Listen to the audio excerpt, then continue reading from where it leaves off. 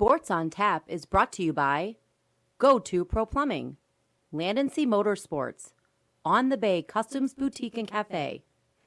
Good evening, ladies and gentlemen. I need all of you to stop what you're doing and listen. Playoffs? Don't talk about it. Playoffs? You kidding me? Playoffs? I don't know what we're yelling about! I mean, listen, we're talking about practice. Not a game.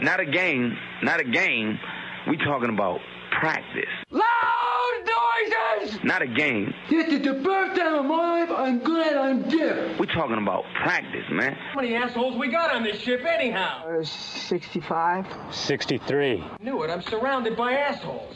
Kick the tires and light the fires, Big Daddy. We are tonight's entertainment. We're here to fuck shit up. Sports the way it should be. Nothing sugar-coated, with loaded with all the information you wanted. From legends to prospects, nothing's off limits. Chris and Joe be taking on all topics with no stopping.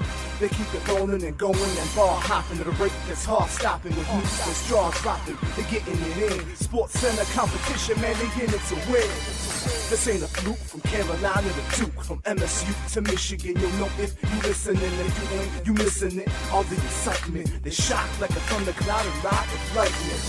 Get it together, you know ain't nobody better. Bring heat than cold weather. You better put on a sweater, you better just let it go when all come and attack. Sit back, relax, let's tell them it's on tap. We'll do it live! Fuck it!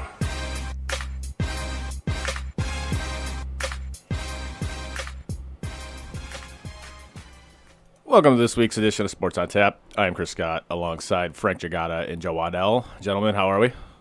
I'm good. I got to go first this time. Yeah. He switched it up. I did. That threw me off. You threw my name out there. I was like, I button hooked you. yeah, no shit. The do it live. Fuck it, we'll do it live. That always throws me every time. It just makes me laugh every time. I have to keep your mic down until after that gets said because every time you laugh. Because it's funny. I do. I laugh every time because it's funny. Oh, I love that. Anyways, good shit. Yeah. Anyways, you guys want to get in the lines really quick because I mean there's again more news since our last show. Yeah, I mean I don't know how quick it's going to be. There's significant news on this front. I would say. I mean, let me rephrase that. I think it's real quick for me because honestly I don't care because it's the fucking Lions and it's what it is. Right. But they have made news this past week. They've kind of like rounded out their coaching staff, and I will actually say this: they actually did some smart things this week in some of their staff hires. So credit where it's due. They kind of filled out their coaching staff, and they actually did a good job, I think. However, as we talked about last week, I'm not sold on Dan Campbell, as a lot of these Lions slapdicks are, who want to run through a wall for the guy. Apparently, I am one. You want to run through a wall for Dan Campbell? You want to bite some kneecaps? Not so much in the sense like I think this is going somewhere, but that speech alone, yeah, I'm biting off everybody. What makes me laugh is like some of these slappies are acting like that no coach that's ever coached here has won a press conference. Like it seems like every coach the Lions have ever had has won the press conference, and fans have been, I love that guy. I was going to say, Patricia was only here for what? Stop it. 3-4 years? Like he was here for two and a half years. But when he got hired, people were like, "Yeah, let's go, let's fucking go." Yeah. When Caldwell was hired, "Yeah, let's fucking go." Like when Marielli was hired, "Yeah, let's fucking go."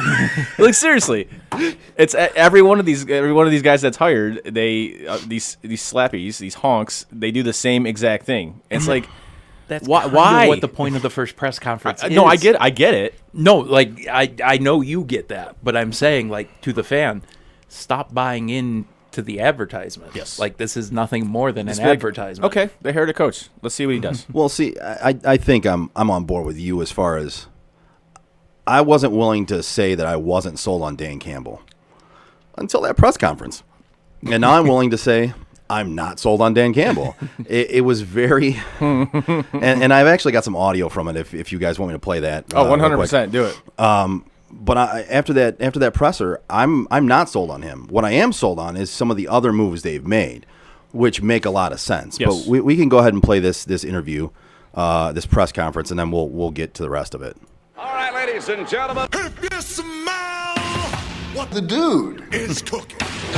I wanted this job bad. And I am a motivational speaker. All right, here's what I know. Yeah. This community is strong. This place has been kicked, it's been battered, it's been bruised. We just might blow the whole planet up, you know. I can sit up here and give you coach speak all day long. None of that matters, and you guys don't want to hear it anyway. I'm sick and tired of living in a van down by the river. Here's what I do know. You've had enough of that shit. Yeah. The city's been down and it found a way to get up. We're going to kick you in the teeth. Well, you know me, Gene, we really don't know what we're dealing with here, man. All right, and when you punch us back, we're going to smile at you. And when you knock us down, grab his dick and twist it. We're going to get up. And on the way up, we're going to bite a kneecap off. Twist us to it. All right, and we're going to stand up. And then it's going to take 2 more shots to knock us down. Reckless abandon. All right, and on the way up, we're going to take your other kneecap. I didn't blame anyone for the loss of my legs. And we're going to get up, and then it's going to take 3 shots to get us down. I don't give a rat's behind. And when we do, we're going to take another hunk out of you. I'll bite your legs off. We're going to wrestle around. Before long, we're going to be the last one standing. You're not going to amount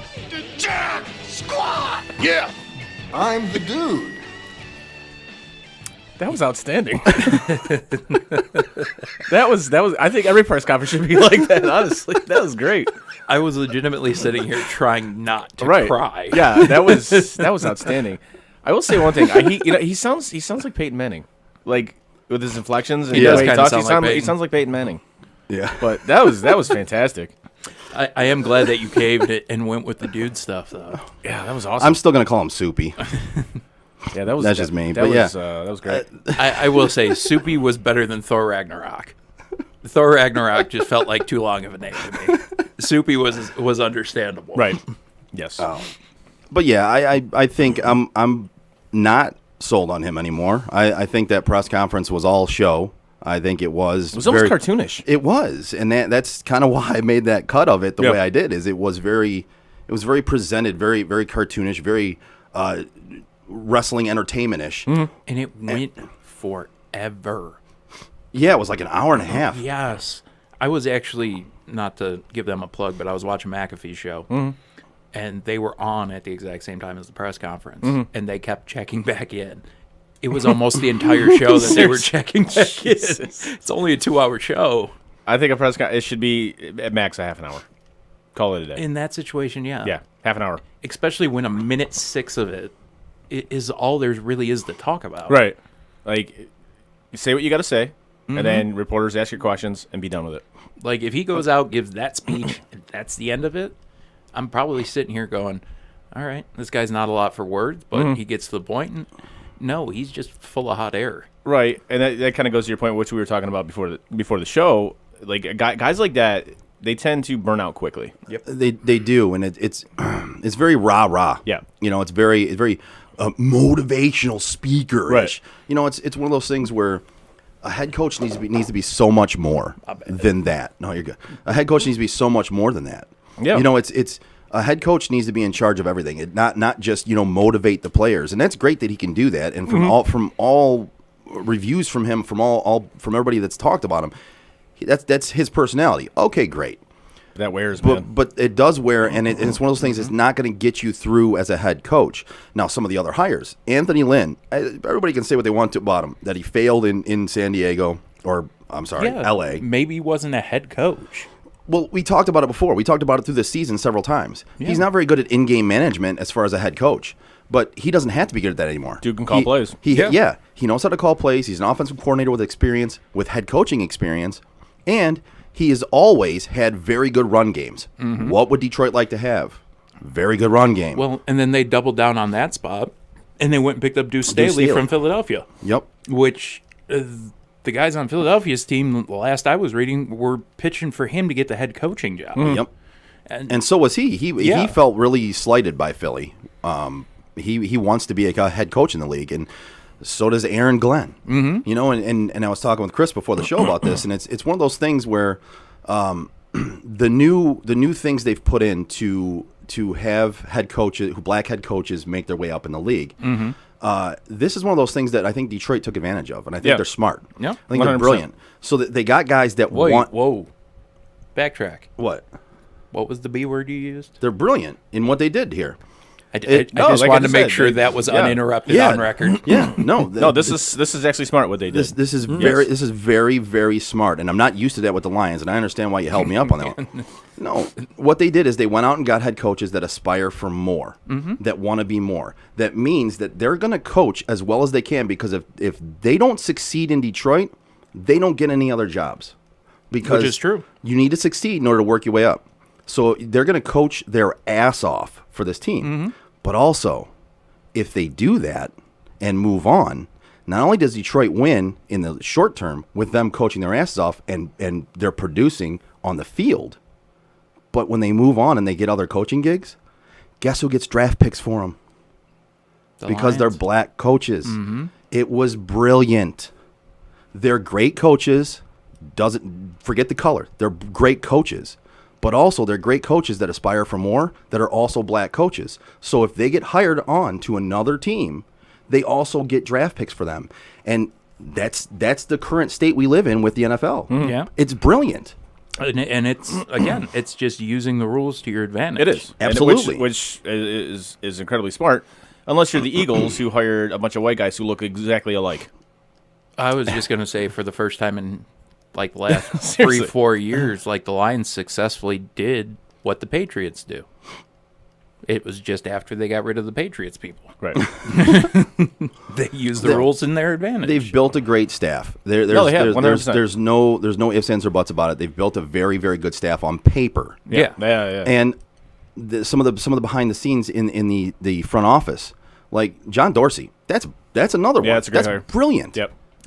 Listen, he was a GM for two of the teams that have two of the best rosters in the NFL right now. One is more up and coming. The other one has now gone to 2 Super Bowls. So, listen, that's a brilliant hire. He's not as your GM. He's as a president or of operations or something like that. He's basically behind the scenes, Right. And will be. He's going to be a left or right hand man to the GM. To the GM. So, and you have a GM who is very good at scouting and player evaluation. It's brilliant. It makes perfect sense, which is why I'm not used to it from the Lions. No, certainly not. I will give Sheila Ford Hamp a little bit of a clap, a little bit of a golf clap. I'll give a golf clap for that. She has done. I don't even know how to say this without sounding like a complete asshole. No, just go for the gold, man. Yeah, sound like do a it. complete asshole. Yeah, just do it. She has done what her parents failed to do. Why are you sounding like an asshole? Oh by yeah, I was saying going to say that's not. The way I wanted to say it was going to be a lot meaner. Oh, I just cleaned it up by saying it that way. Okay. Her parents, yes, granted, they were owners. They were owners of the Ford Motor Company. They were owners of the Detroit Lions. They had other priorities than a football team. They didn't care about the football team. yeah, because it made money for them anyway. Right. Regardless of what was happening, it was going to make money. Sheila took over it now and gave the fans a reason to be somewhat hopeful. Her parents never did that. Every time they would hire a new coach, it was just a new coach they were hiring. Because they didn't have to. Whoa.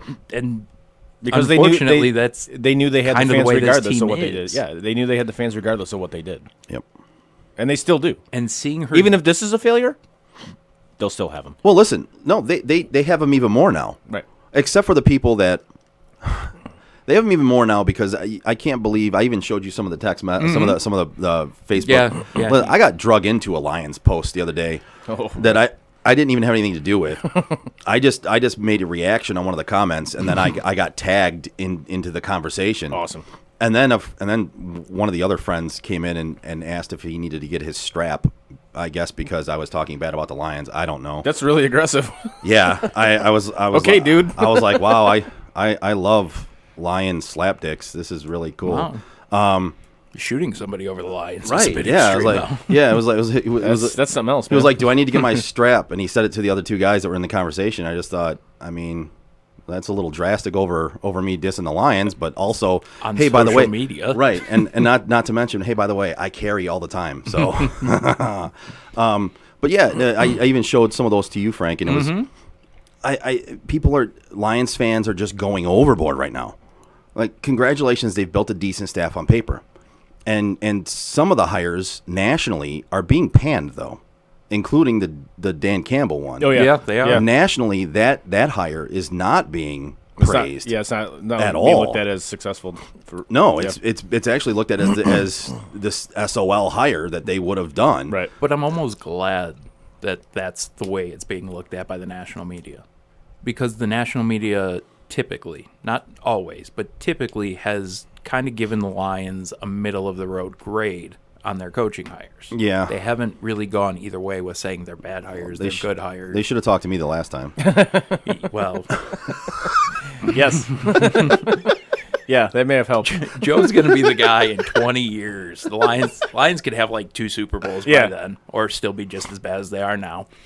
And Joe's still going to be, nah, I told you not to hire Patricia. I fucking told you not to do it. And you did it. Listen. When you're that right, you have to own it. You have to throw it out there all the time. When you are that dead on. Yes. But they've gone back and they corrected the one thing they did. The difference in the two men, Vrabel and Patricia. Vrabel was always for the players. Yeah. Patricia was about management. Patricia was my way, or Yeah. Yeah. He was of the management mindset. right.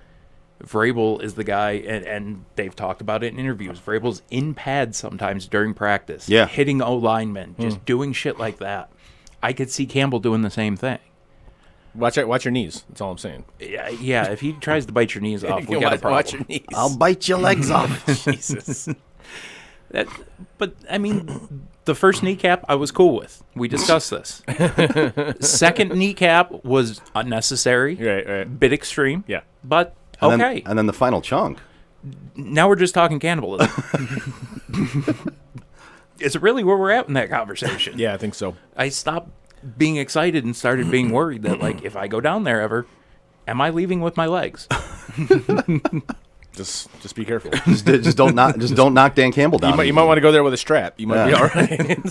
I mean, I don't carry. I'm not like Joe, but I may bring Joe with me. Yeah. As long as somebody's got a strap, I think you're good. Well, and Lions fans right now, they kill me because, listen, do you have reason to be happy with the hires? Yes, be happy with the hires. Be happy about them. You have nothing else to be happy about as a Lions fan. Take that.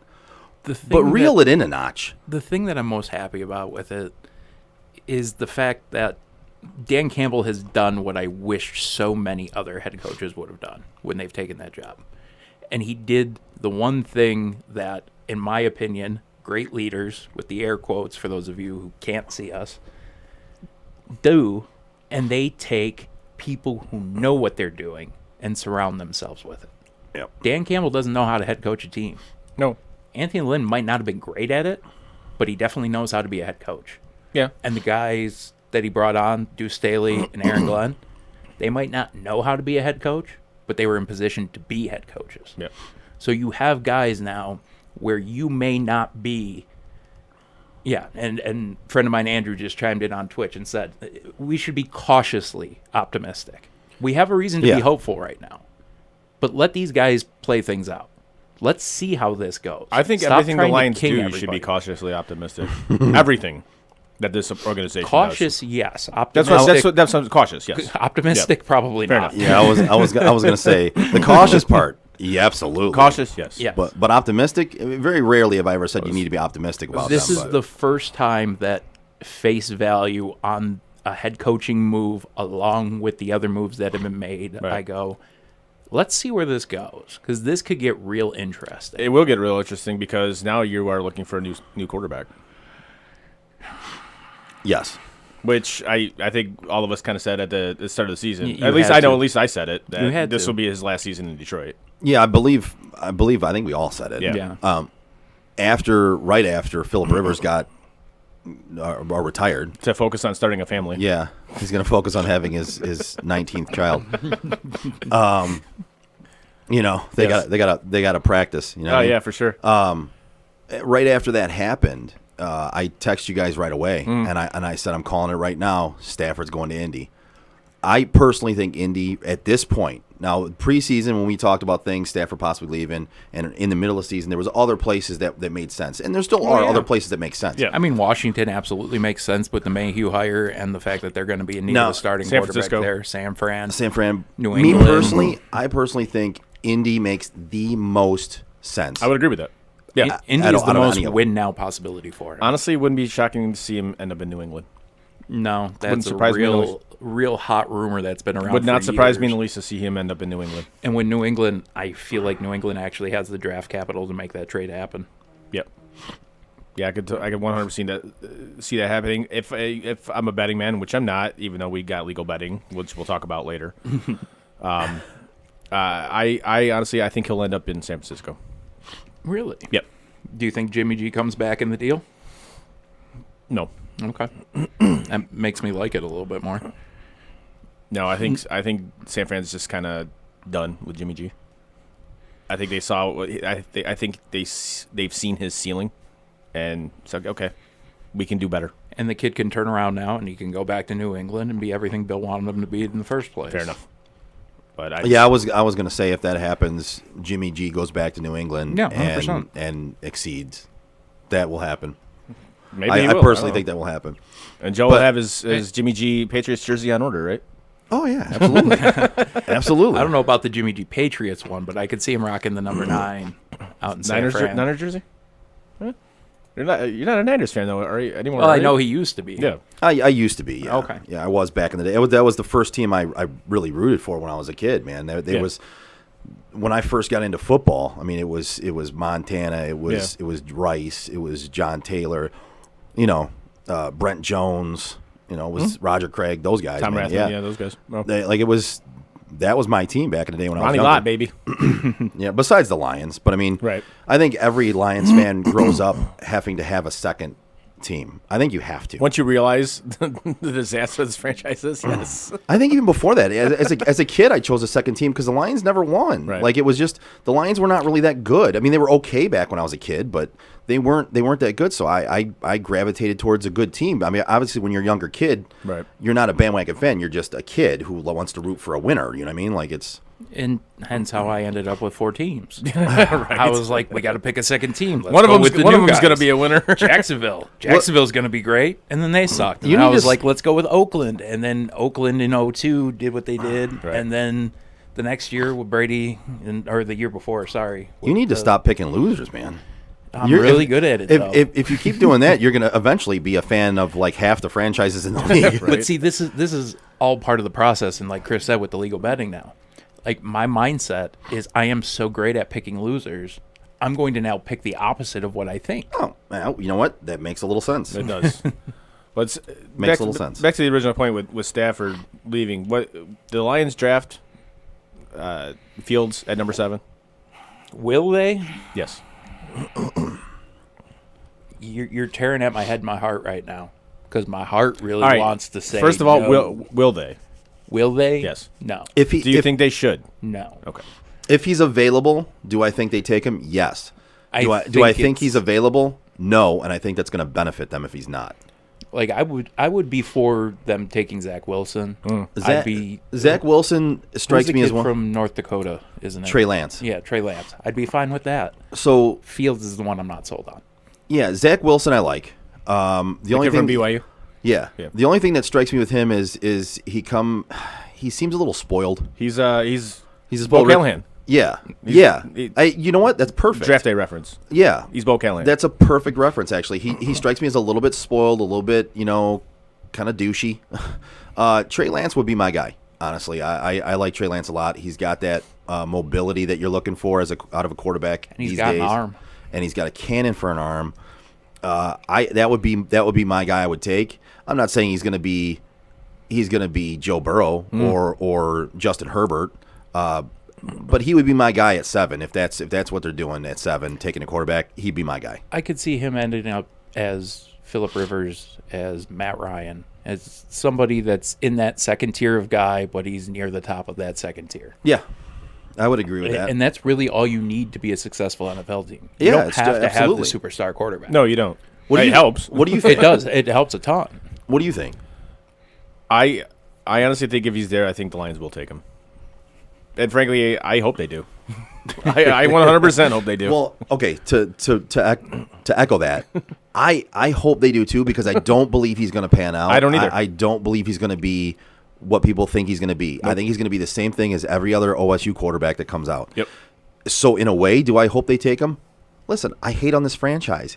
They ruined my childhood in the NFL. They ruined many years for me. They ruined many Sundays for me. Yes, I hate this franchise, and I hope they fail all the time. 100%. So do I want them to take him? Yeah, please do. Absolutely. For the sake of this show, I want them to. Well, yeah, but for their success, it'd be stupid. And I think if he's gone, if he's already gone for them at 7, I think it's the best thing for them. Yeah. If somebody else takes him before them. There's so many other needs. Make for the this, mistake for this first. franchise. Somebody else. Anybody else. Well, listen, if Micah Parsons is there, yeah. I think I'd have trouble taking a quarterback out of any of those guys. If Micah That's Parsons, a home run, in my opinion. Dude, Micah Parsons is one, to me, he's one of the best no-miss picks in this draft.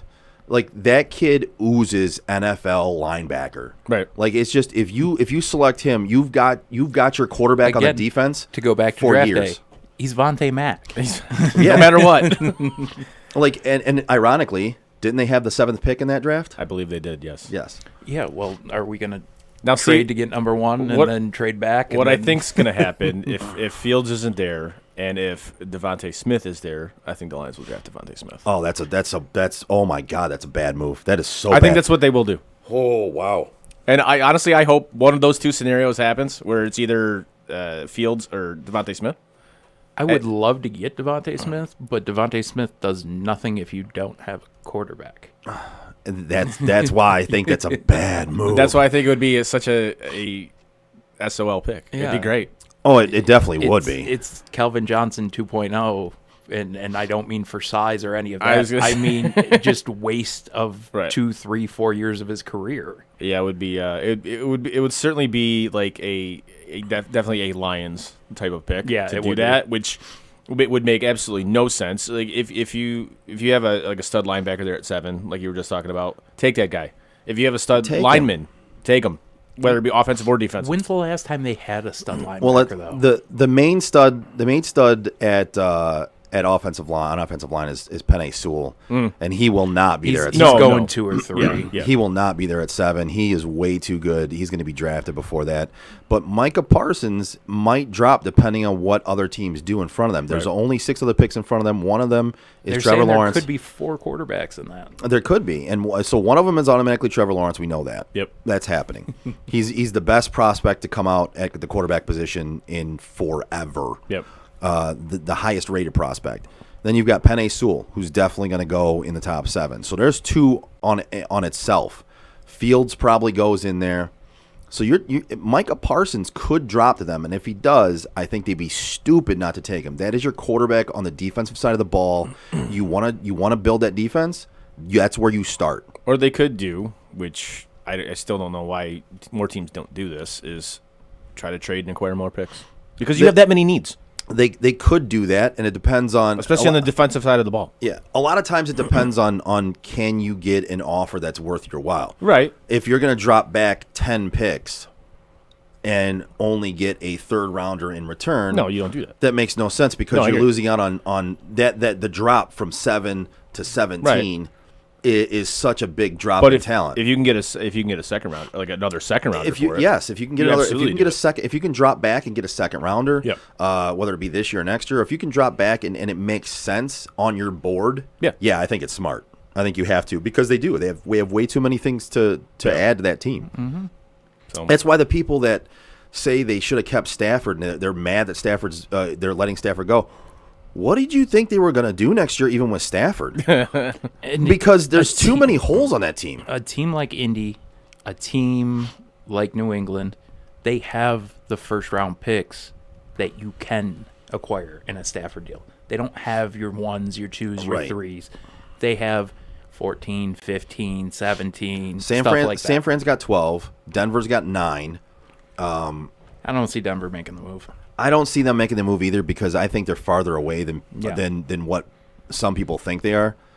But San Francisco at 12. I think that's the most you're going to get for Stafford. Is you're going to get the 12 overall, and maybe something else. Indy's what, 16? Indy's they're up there because they made the playoffs. Oh, that's so right. they're up there pretty high.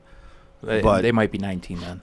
But yeah, basically, it starts at 12 for remember. me, and after that, I think the only reason it starts at 12 is because San Francisco had such a really off year because they had so many injuries, or else you're looking at a mid-teen to late-teen at the best for a trade for Stafford. But with San Francisco being so bad last year, but not actually being a bad team, they still have the pieces. They just had a lot of injuries and had a bad year.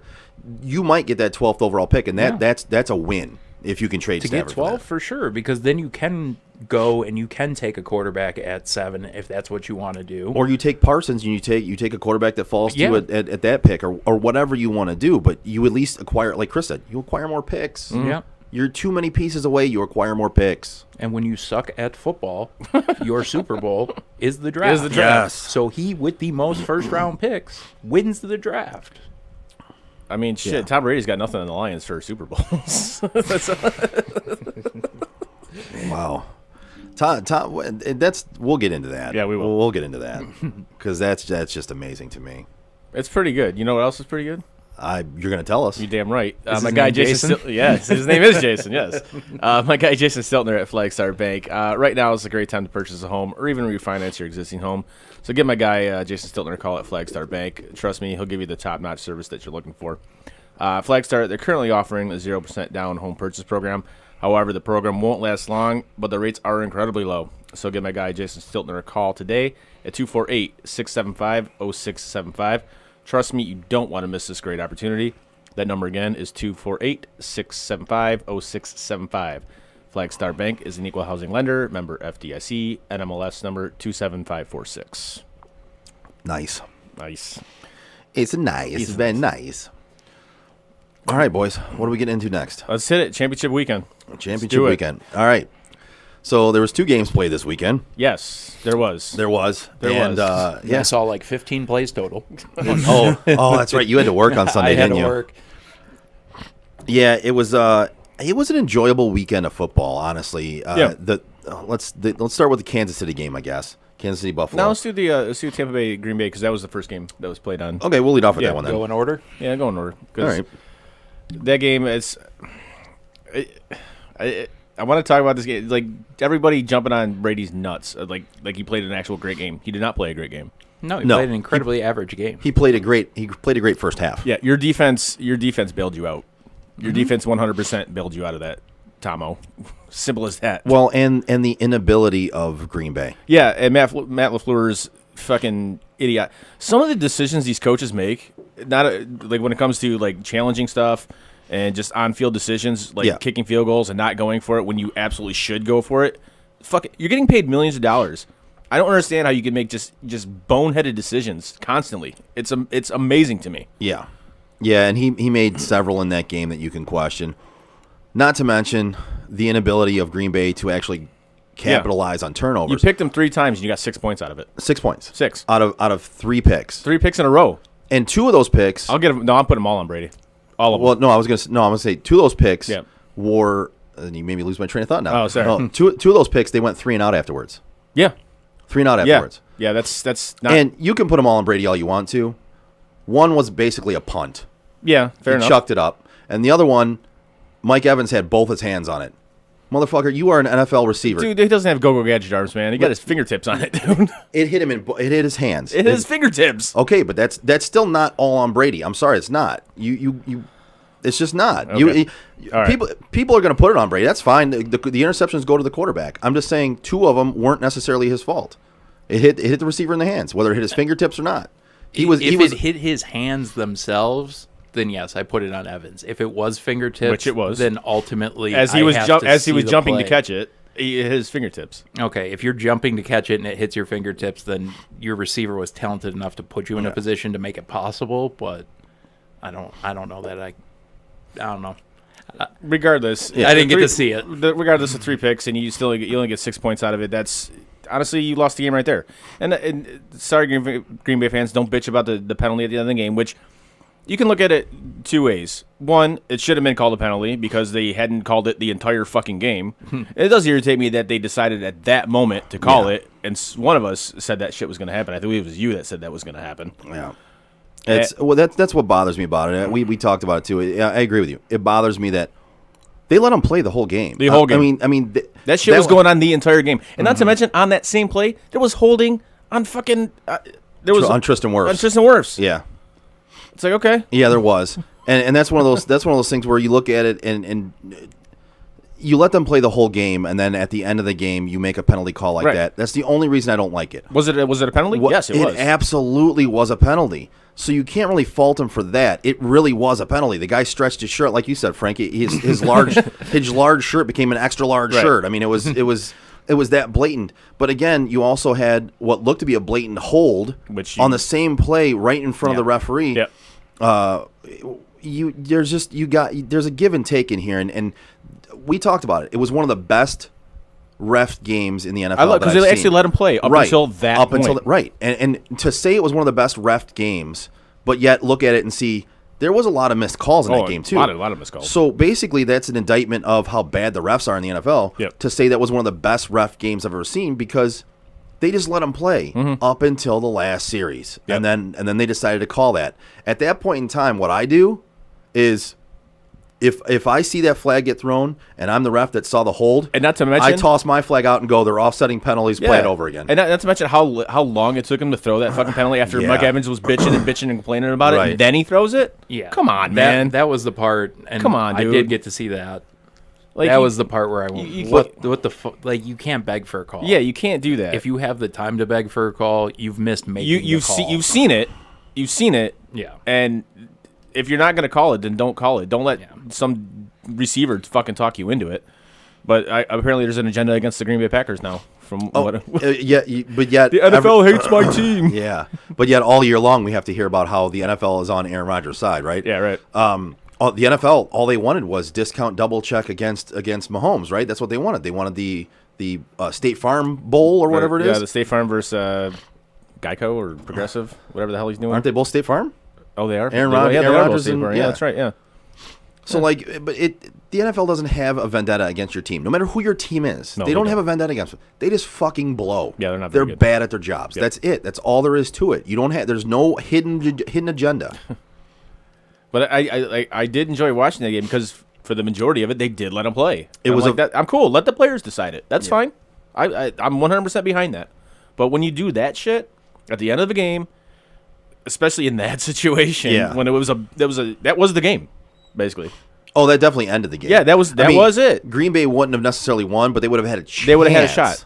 You would have maybe they would have gone down. Maybe they would have gone down and kicked another field goal. The biggest difference in that game was seriously that way they could only lose by 2. Yeah, right. This is where I'm going to pat myself on the back. The little bit I got to see, and I did get to listen to a lot of that game. The biggest difference was Bakhtiari, him being injured. Yeah, Rodgers got hit a lot more than he normally does, for sure. I would agree with that. And the more time that he spends on the ground, the less effective he is. Well, and here's my problem with that too. If you're watching that game and you're assessing the game, kind of like we do when we watch the games, unlike some other people, that's me. What I personally do is I watch the game and I analyze them. Right? Yeah.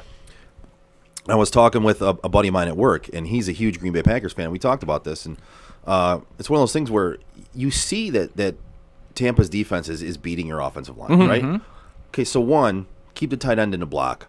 And 2, let's do not a full rollout, but let's do a moving pocket. Oh, for sure. Where you kind of move away from where the blitz comes from and you kind of change where that pocket goes. And Rodgers is awesome at that. Right. And Aaron Rodgers can kind of roll out a little bit and throw on the run. Yep. Why weren't you moving him around more?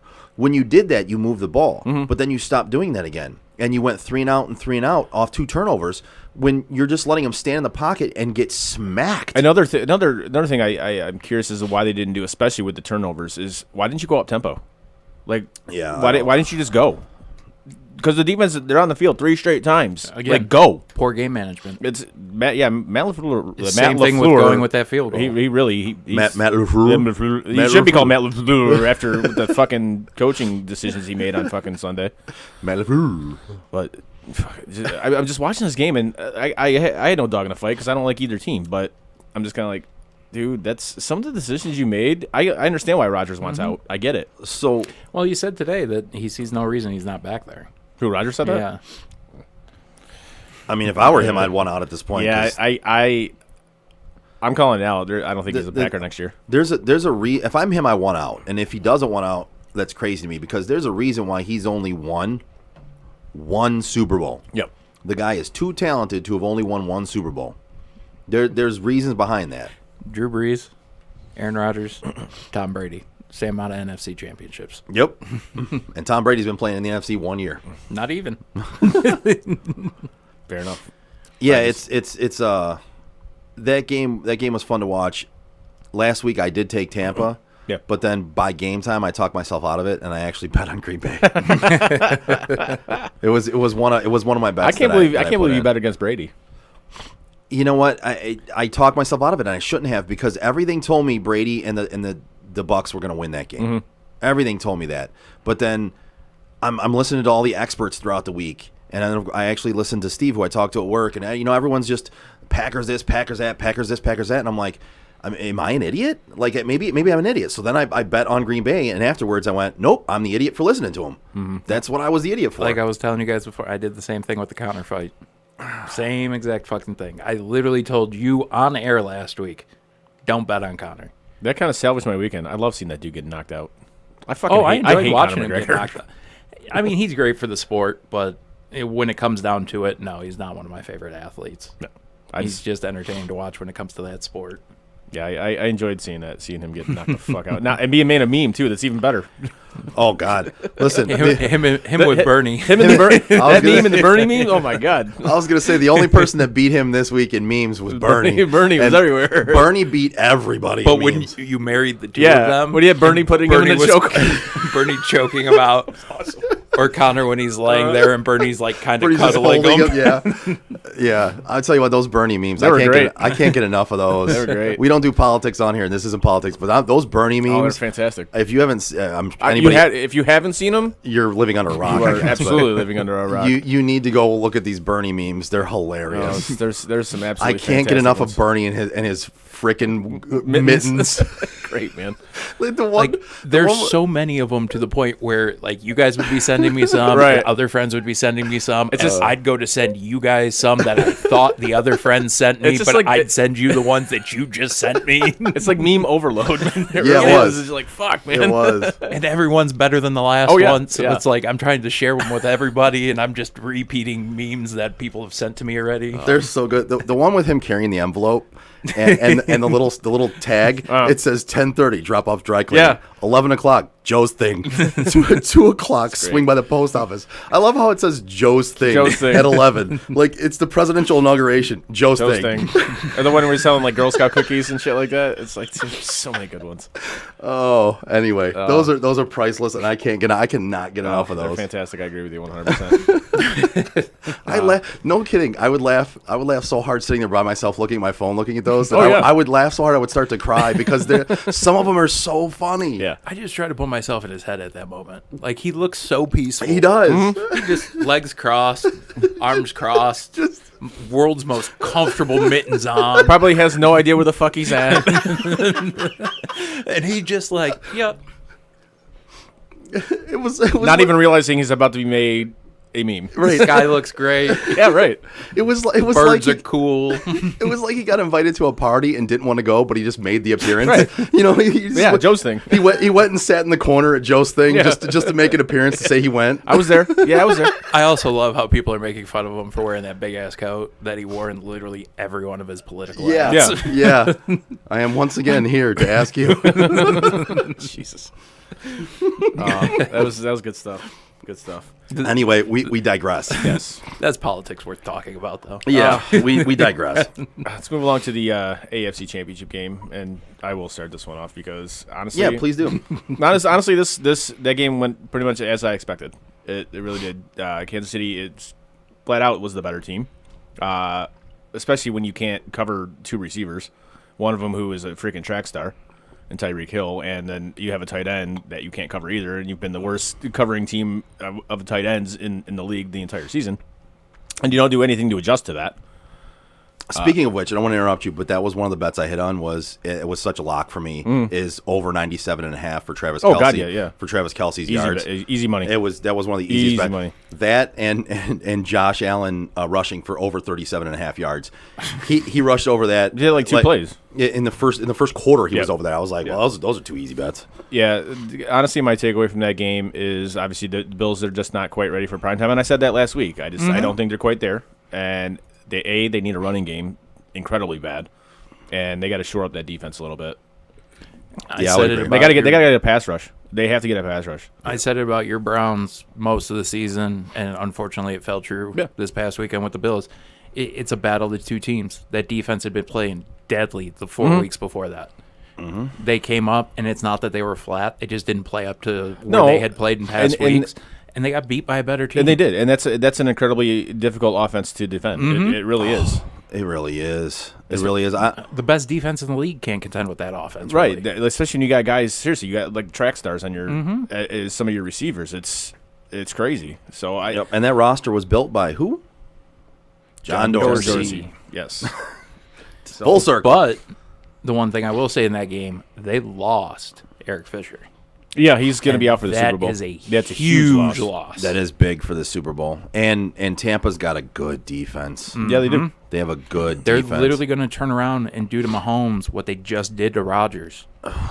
Yeah, because it's your left tackle in both situations that's gone. Which I given they have 2 weeks to prepare for this, I think Andy Reid will come up with something to defend against that. And not to mention, Mahomes has significantly more weapons than Aaron Rodgers. I wouldn't be surprised if he came out and ran 2 tight end set for the most part. And he's younger, more mobile. Yeah, he can. Which is very true. He can actually get out of the pocket. I mean, not to say Rodgers can't. Although he is dealing with turf toe, if that's still bothering him in 2 weeks, it didn't seem to bother him on fucking Sunday. But there were some plays I saw that he was hobbling a little bit.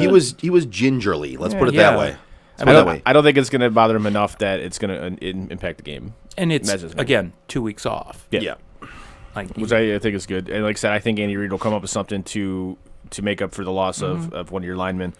And not like I said, I think just with the amount of weapons that team has, like I said, I wouldn't be surprised if he ran tight ends on both sides and put them in as blockers just to lock down that offensive line. I tell you that game literally what LaFleur should have done. Yeah.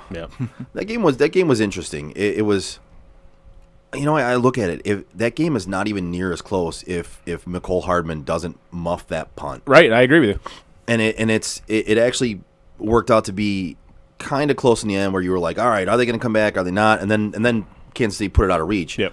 And then they actually got an onside kick too, which was like, all right, well, too little, too late. But yeah, right.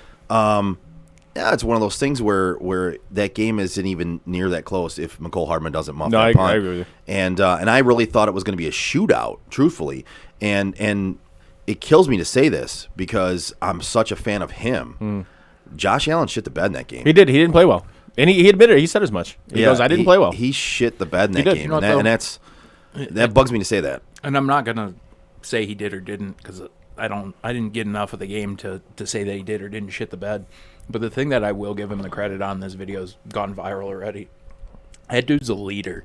Yeah. And I respect the hell out of that. Yep. He went and he hugged every single person on that sideline. And I would imagine if he knew that game was his fault, he was probably apologizing.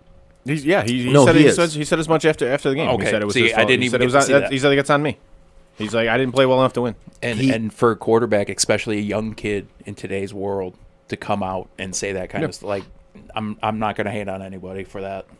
That's a leader. But we say this all the time in sports. You have to learn how to win, and you take some of these losses, you get your ass kicked. It's what it is. And Diggs, I loved what Diggs did. He stood there and watched it. Watched the whole thing. Yep. I said that back in '95 when the Wings lost to the Devils. They sat on the bench, they watched it. When you watch the other team celebrate, it just puts this fire in you. Yep. So, like I said, as disappointed as I am that they did lose, like I said, it kind of went how I thought it was going to go. Yeah. It actually went a little worse than I personally thought. I thought it would be more competitive. I was a little disappointed, but yeah, you and I both said last week, Buffalo had kind of hit their ceiling at this point this year. It was where they were going to go. Yep. And they were. It was going to be a letdown game. I didn't think it was going to be that big of a letdown. No, I didn't either. But I thought Not that big. The air was going to come out of the tires, I thought, a little bit. And it did. Mm-hmm. And you know what? They'll come back next year and they'll be even stronger. Hopefully. They know what they need to work on. And it's one of those things where they're a building team at this point. Yep. And they're stepping stones. You know what I mean? Like not every team is going to come out and be Patrick Mahomes and the Chiefs and make it a Super Bowl in his first full year starting or whatever. You know what I mean? It's like that's not going to be every team. Right. You have to build it. You have to have stepping stones. I mean, and they're doing it. With all that being said, hey, to be in the Final Four, that's a successful season. Hell yeah, it is. From where they came from, it that's is. a successful season. Absolutely. I'll take it. Absolutely. And, I mean, you've got guys 2-3 seasons ago, Cole Beasley. What he did this year playing on broken fibula for the last 4 impressive. weeks. That's impressive. Teams like that haven't been in a position to ask guys to do that. Right. So to have those things happening, it's just like you have nothing, both of you in reality, with the Browns and with the Bills. Like there's so much positivity in the direction that both of them are going right now. And if they continue, like it's going to be great for football. Yeah, for sure. I'm excited. I'm looking forward to it. Yep. So I agree. Couldn't agree more. So we can't even do picks. We gotta wait till next week. I was gonna say, are we gonna do picks? Are we gonna do our early, very very early Super Bowl pick, and then change it next week if we decide differently? But I don't know what we're gonna do this week. We really didn't talk about it. We're kind of winging it. We are kind of winging it a little bit, which is fine. You know, we tend to do that. Actually, do that sports betting thing that we were talking about. Okay. Yeah, the sports because it became legalized this past Friday. You want me to go here first? You want me to go here first? Let's do here first. Let's do here first. Let's do here first. All right. Who said what? Who said what? Who's on I'm first? about to say this. Who's on first? All of these. English motherfucker. Dave and I did that entire thing on Facebook one day. I saw part of it. Yeah. That was so great. I was impressed, actually. I had to look it up after like the third or fourth one. Are you tired of going from dealership to dealership looking for an automobile or boat? Then get in touch with Land & Sea Motorsports. They specialize in finding you the car, truck, or boat, my fault, that you're in the market for. What? The president incited an erection. What? You didn't hear that shit with Schumer? No. Oh, yeah. Trump got accused of inciting an erection on the floor of the Senate this past week. All right, then. I can't believe you guys missed that one. Oh. No. Anyways, yeah, it was just a little slip of it. That's pretty funny. It was. I've been tuned out of all of that. I did too. Yeah, so same here. Just because the clip went viral, it just he tripped over his words. It And was. he said he incited an erection. Yeah, he wanted to say inciting the insurrection, and he just goes erection. He incited an erection. Insurrection. There it is. So yeah, when I slipped up, I figured, you know what? It's a lot less serious than saying it was an erection. Right. At Land & Sea Motorsports, tell them the type of vehicle and features you want, and that will fit your budget. They also offer shrink wrapping and winterization for all boats and jet skis. If your boat or vehicle need any repairs or cleaning, they offer full detail division as well. So give them a call at 586-849-798. Or visit their website at landandseamotorsports.com. That's landandseamotorsports.com. That was awful. Yeah, it wasn't good. Dude, your homework is to take that home and Admittedly so, I told you. Like, I've just been out in a different world the last day or so. So it's understandable. Land & Sea, I apologize for that. That was awful. And if I can make it up to you, let me know how. Land & Sea, at least we talked about erections during your read. So it may have been the worst ad read in the history of ad reads. It was not good. No. I have no problem doing this shit with you two chirping in my ear, but the second I have to do it in silence, I suck at it. You're thinking about erections, apparently. I don't know what's happening here. I don't know. You know, it's just been one of those weeks. I guess. So we were discussing the legalized. Yeah, I'm trying to get off this as quick as possible. That's what she said. My head is stuck on the banner.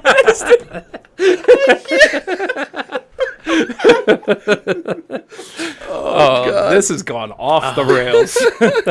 Totally off the rails.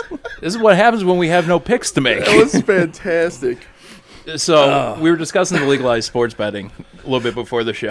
And, Well done, sir, on the That's What She Said. Yes. and Perfect timing. we obviously already discussed the Conor fight, and we've discussed the playoffs and everything. But the one I was going to tell you about is what FanDuel, I believe it is. Yes, FanDuel currently has for the Pistons game. What, tonight? So right now, no, it's Thursday night's game. Okay. So you know how they're boosting the odds and everything for a lot of these, and they're just stupid free money bets, Yeah. essentially. Yeah. The Pistons currently, at this very moment, are getting 105.5 points against the Lakers. Oh. Cool. I'm sorry, what? What is it? I want to say it's every 248 people that bet on the Pistons with whatever the line is in that moment. Yeah. They move the line another point up. So if I were to bet it now, I'd be getting 105 points. You'd be getting 105 points. There it is right there on the screen. I took them earlier. They were getting 56 points, and I took them again at 70-some points. Oh, I'm gonna lambaste that. It's a $50 max. Oh, okay. Well, I'm But putting 50 bucks on I'll it. throw 40 on it. Yeah. At this point, you're getting 105.5 points. But basically, that's putting 50 bucks on it to just get 45 back for nothing. That's not even you're not even risking money. No, at this point, You're getting not. 105 No, points. what they're trying to do is they're trying to get you to build your bankroll up. Right. So then Yeah. you That's blow all your exactly what fucking they're money. trying to do. No, I'm going to put 50 bucks on it and then withdraw the whole 95. And that's the smart thing to do. There's so many ways right now to expose these companies by doing shit like that. And the reality is the Conor fight would have been one of those. Yeah. Because they were allowing anybody to put, I think it was a $25 max on Conor. And everybody in the world thought he was going to beat Dustin. The Yeah. only people who didn't think he was going to beat Dustin were the people who actually know what the fuck they're talking about. Right. But, in that situation, they just collected from that fight. Oh, yeah. So now they're turning around, they're extending it, and they're making some of these just ridiculous bets to give people all that money because they didn't plan on getting that money. Right. Wait a second. So Just so they can lose it back to them. if you see it, Just so people like us this has can to be in move our that money text back. message because if you come across any of those ridiculous bets anymore, you have to forward those to me because I don't pay enough attention to it. neither do I. Oddly enough, which I used to. You got to forward that shit to me because I got to put money on that one. 'Cause that's basically just gifting me. Right. Like you're getting money. Like I'm not a gambler, never have been, so I'm incredibly new to this.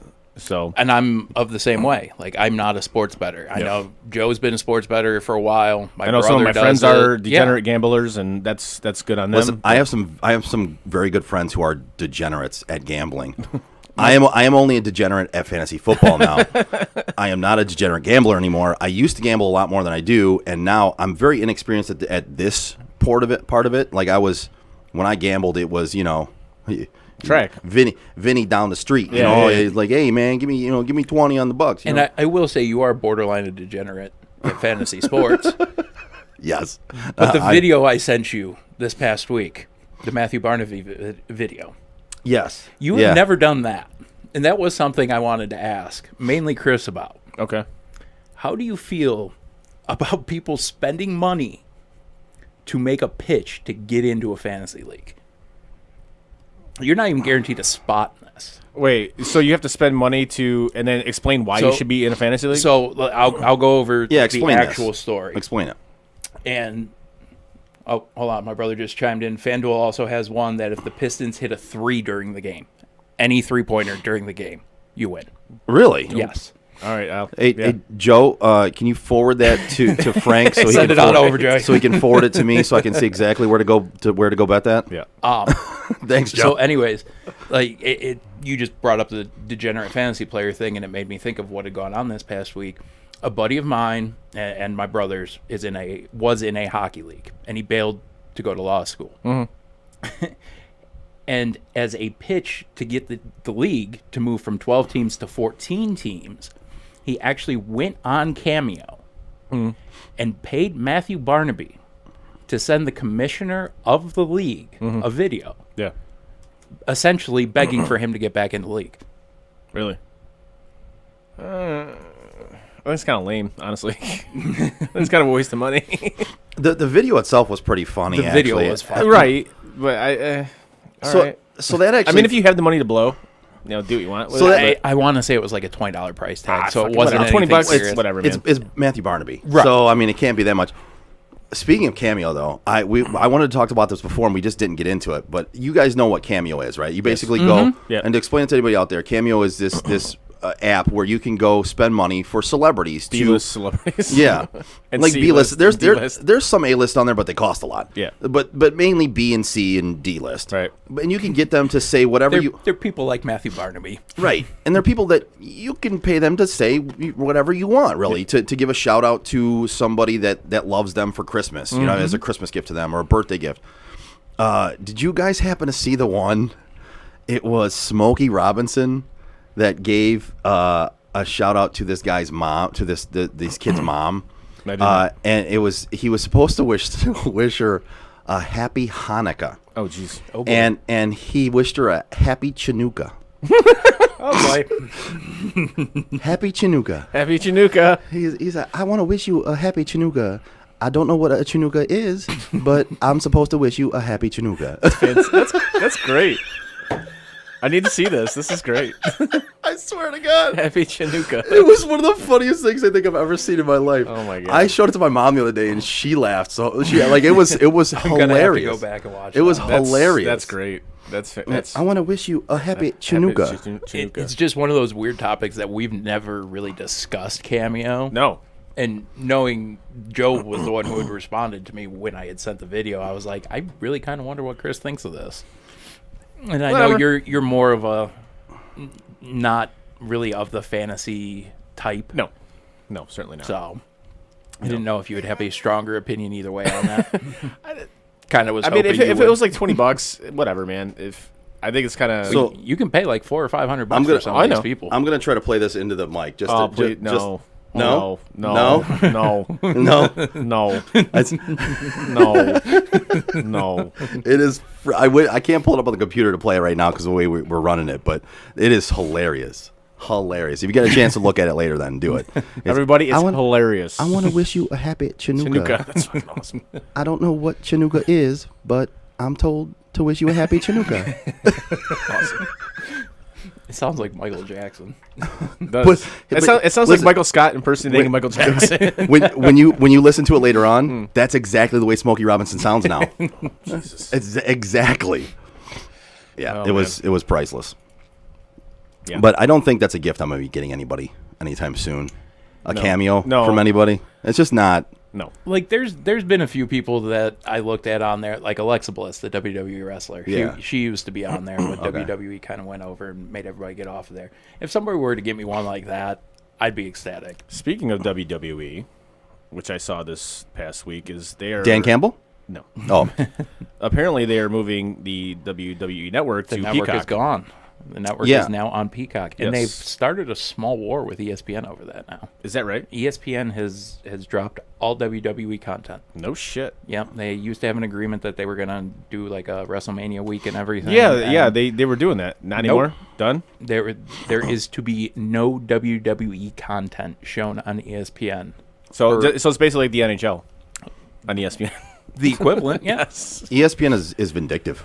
Yeah. But so wait, the NFL now. I mean, so Peacock WWE Network will be on Peacock. Yes. It's not its own app anymore. No. So the WWE Network until Fastlane, which is the March pay-per-view, they just reshuffled their pay-per-views to move WrestleMania to April in the hopes that fans and everything can get there. Fastlane is their March pay-per-view. Everything up until Fastlane will still be on the WWE Network. Fastlane forward, I believe it is, will be on Peacock. Oh. So the network goes from being the $10 that it is now to a $5 upcharge on Peacock. Oh. Unless you want ad-free, in which case you got to pay the $10. Unless you have Xfinity, which you will get it for free. And then you get it for free. Yeah, which I get Peacock for free anyway. Yeah, same here. So wow. Well, and to go along with it, NBC Sports is now going to be. I saw that too. Yeah, like end of the year, basically. Yeah, and all hockey's going to USA. Yep, going to USA, and then also Peacock is supposed to have a big hand in whatever the NHL does. And if Gary Bettman has any brains whatsoever, get the fuck away from NBC. Get out of it. Get out of it. They're gonna bury your product. More than they already have. He doesn't have a brain. I know he doesn't have a brain. Like even if you have to go back to ESPN, do it. If you have to crawl back to them on your hands and knees, Do it. Just do it. Like what I don't because understand. now what they're gonna do is they're gonna stream every one of your games on Peacock. Yep. That's exactly what they're gonna do. Yep. And that's you can't run your league like that, man. You can't. It doesn't work. The thing that confuses me about him, and I know we didn't plan on getting into owner talk, or commissioner talk, but the thing I don't understand with Bettman is you have guys like Manfred and you have guys like I'm blanking right now. Goodell. Thank you. Yeah. That are businessmen, and they're good at the business side of things. Yeah. We might not agree with the way they do it when it comes to the game, but when it comes to the business and advertising the game and moving the game along, those guys do a good job. Then you have guys like Adam Silver who do everything but blow the players. Bettman does nothing. No. He's not good at business. The players hate him. We talked about this a little bit before you got here. How like this past weekend they had, I think, like between 8 and 10 games on Sunday, on Championship Sunday. I didn't even know they had one. Well, actually, no, that's a lie. I knew they had two because I did a parlay and I took the Wings and the Kings. Wings being my first mistake. Right. so they did that on Championship Sunday, went up against the NFL. Stupid, right? Yeah, incredible. Yesterday, when there's nothing going on, one game, and the game started at 10 o'clock. How do you not take two of those games and put one yesterday at 7? Exactly. This is my One point. at 9:30. This is my point. This is Gary Exactly. Bettman to a fucking T. Because on Sunday night, you're going up against two NFL games. Yeah. On Monday, you're going up against WWE Raw and The Bachelor. Yeah. Men are begging for something like of serious competition to watch. You had one game that started at 10 o'clock. And it Yeah. was Ottawa, Vancouver. And in all honesty, right now, any WWE fan will tell you that shit's not even worth watching. That's right what I've been. now. That's why I've been told. It's hot garbage now. It's worse than it was right after the Attitude Era. Oh, good lord, that's bad. Like That's right really after bad. that whole invasion angle took place with WCW, and they were trying to figure out what to do with a roster full of too many guys. Yep. That's kind of where they're at right now. That's It's fucking terrible. That's not good. But that just irritated me. I'm glad we got to bring this up because, like I said, we talked about it a little bit before the show. It just shows Gary Bettman's ineptitude. Yeah. Just the NHL in general, because this shit was even before Gary Bettman was the commissioner. Yeah. Like they've always been horrifically bad at marketing their product. Horrifically bad. Yeah, I think at times they just give up on it. Like, it's weird. It's like they just give up on trying to market the product and Right. just go, well, hockey fans are just going to be hockey fans, and that's all we get. Well, no, you actually could get more than You that. absolutely if you, could. if you tried. Yeah. I mean, the NFL wasn't what the NFL is right now without marketing its product and doing what they No, you're right, because marketing-wise. hell, fucking baseball was more popular than the NFL. Absolutely. I mean, basketball at a point was more popular than the NFL. Absolutely. But they marketed it correctly. And They haven't done everything right. No, they haven't. We say a lot of things they've done wrong. Yes. But when it comes down to they marketing know their how to product, market their fucking product. they've become number one in the sports market. Yep. And they did that through marketing. I mean, and with the NHL, it's just always like they'll take like one step forward, like with like the Winter Classic and things like that, and they'll take like 10 steps back. The World Tournament that they had a couple years ago. The World Cup, yeah. Dude, the hype behind that, everybody was watching it. Yeah, People who don't like hockey were watching that. Even during the Olympics, like when you have the NHL players play. Yeah. Yeah, people will watch that. All you have to do is follow that up with something that's entertaining enough to get people to continue. Nope. You've got them to watch. Yep. You just got to figure out how to get them to continue to watch. Nope. And they didn't do shit. Nope. Of course they didn't. Like when we'll take like PK Subban for instance. I mean, The guy who can't find a home. the guy who can't find a home. Now you have this guy who's he's a good hockey player. Some One of the most borderline great hockey Incredible player. defenseman I've seen in a Right. while. You know, you get him on the cover. And nobody wants him. You get him on the cover of NHL. I think it was NHL 19. On the cover of a video game. Now this is a man of color, and obviously, as you know, there's not a lot of men of color that play hockey.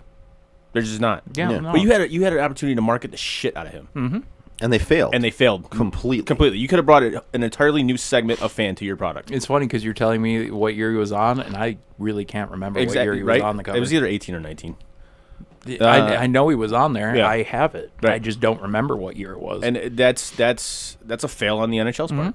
100% fail. Well, I think they failed to market any of their actual players. Right. They market the teams. Right. Well, and that's where they fail is they missed a huge opportunity there because not only do you have one of the best defensemen ever, but he's also black.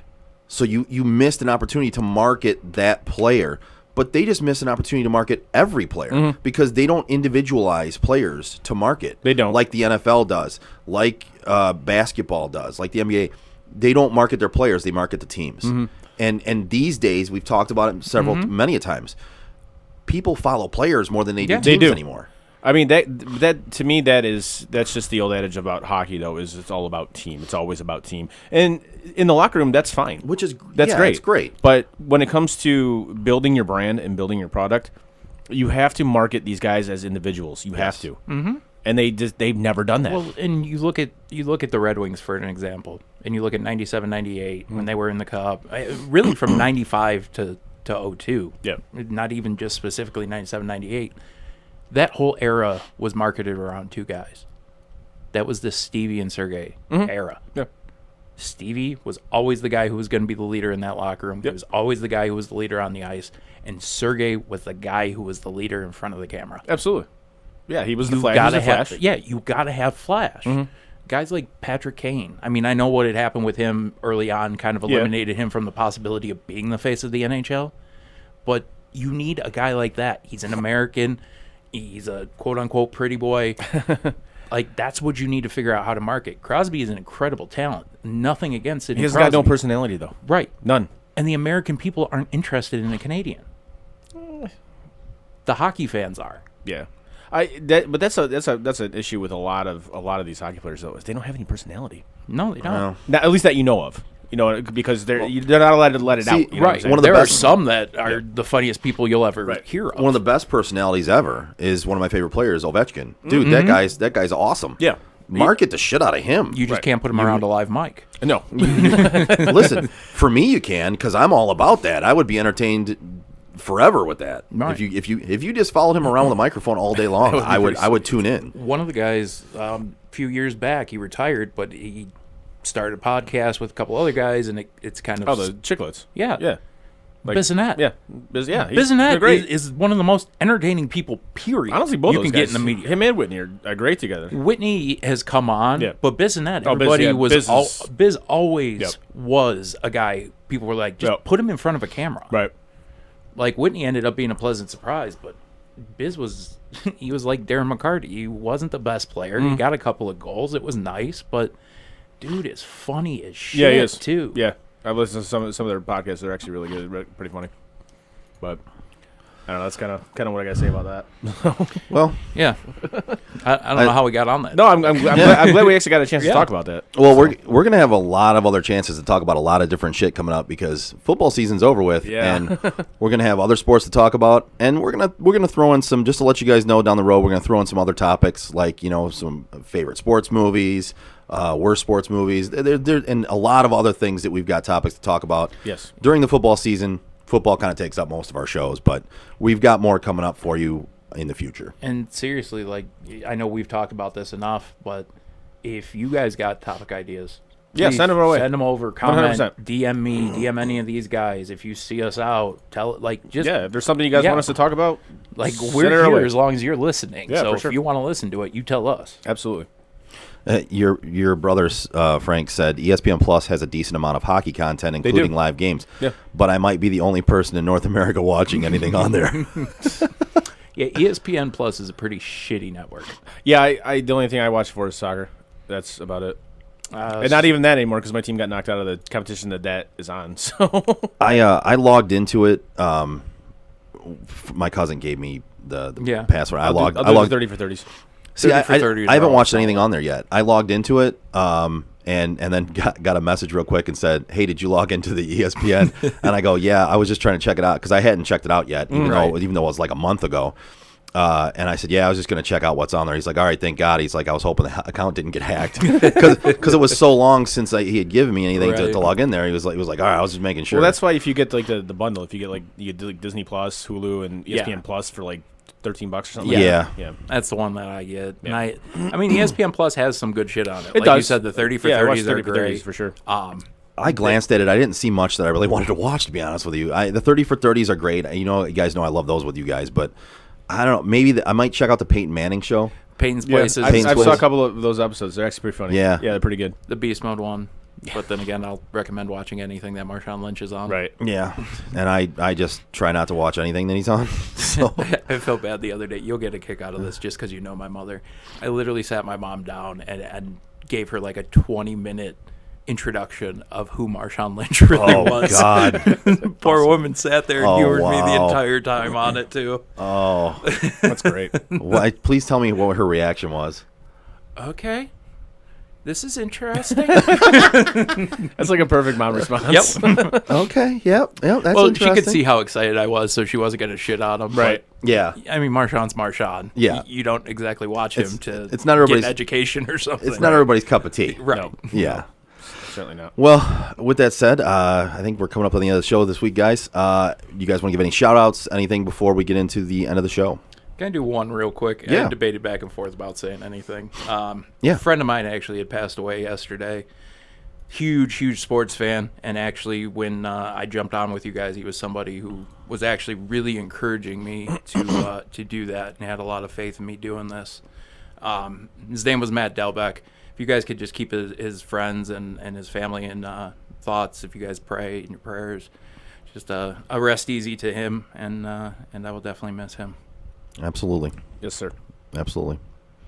Yeah, we I just found out about it today from you. Yeah, so, it was, like I said, it was something I was coming here to kind of escape from, but at the same time, like I said, his background with me, he was a really big push when I jumped on with you guys, and was one of the ones who was definitely listening and giving me feedback in those early years. So, no, I'll definitely be saying a prayer. Appreciate sure. Appreciate that. Yeah. And, along with everybody else. And I'm sorry for the loss. Yeah, I mean, sorry. And I'm sure I have met him. We've talked about this. I didn't know him. I wasn't really friends with him, but I know I've met him. Yeah. I know I've been around him. So it's I mean, it's not good, man. It's not good.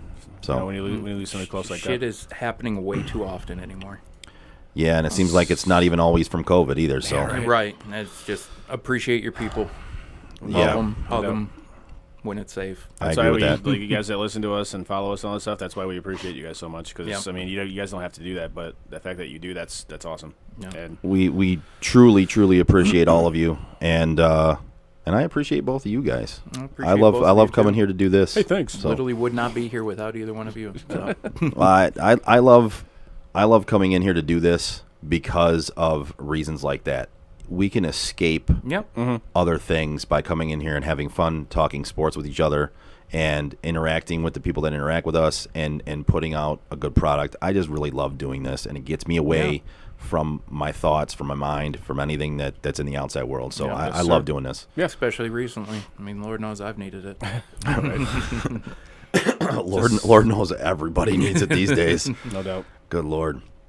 All right, with that being said, that's going to do it for us tonight. Like we said, we appreciate all of you. Give us a like, a share, and a follow on our social media, Facebook, Twitter, Instagram, Twitch, YouTube. You can find all of our podcasts on your favorite podcast provider. As always, check out our website, sotdet.com. Thank you to everyone for listening or watching. On behalf of Chris and Frank, I'm Joe. We are Sports on Tap Detroit. See you next Tuesday. And that is it for us today. No! God, please, no! Bye, have a great time. No! God! Bye, guys. No. Bye, buddy. No! Goodbye. No! Goodbye. No! It's never goodbye. Toodaloo, motherfucker. Hey. You know, we've been through our ups and been through our downs. You were meant to be here tonight. You guys will always be in my heart. Great moments are born from great opportunity. I think the most important part is that we all stay together throughout. Don't give up. Don't ever give up. Live. Fight like hell. The best thing I've ever done, the best thing I will ever do, is be a dad. God, I love you guys. Mamba out.